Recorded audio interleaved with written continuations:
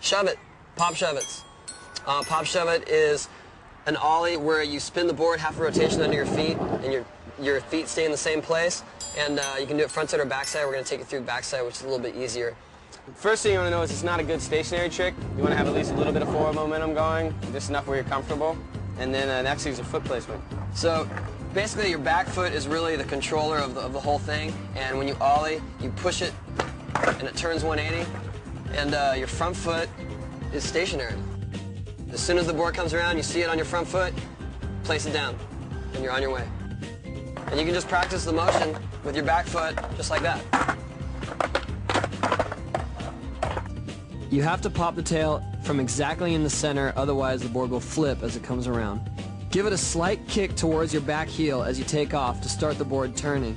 Keep your front foot in the same place with your knee bent, waiting for the board to come around. As the board comes around, place your front foot down to stop the rotation and keep pressure on it until your back foot is in place. Straighten both legs once your feet are in the proper riding position and set it back down. During a backside pop shove it, the board spins the exact same direction as it would when you're doing a backside kick turn.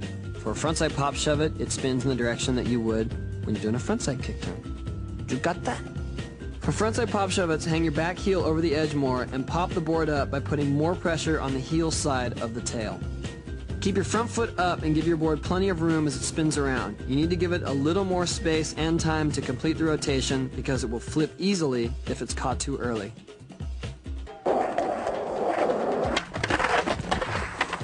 Ooh, common mistake with the backside shove it. Well, Chris just showed that if you spin your board too far, it doesn't come out straight, and you end up overturning and falling. So to avoid turning the board too far, basically it's just a more subtle kick. When you kick it out and you shove the board, you just don't want to kick it so hard. Do it a little bit lighter and wait for it to come around. Another common mistake is the board flipping. And to avoid the board flipping, it's just a matter of keeping it flat. As soon as you take off, you want to take off right at the very, very tip of your tail.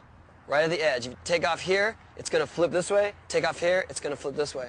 So just make sure that right when you take off, it's centered. It's a slow spin. Catch it. And don't do what Chris did.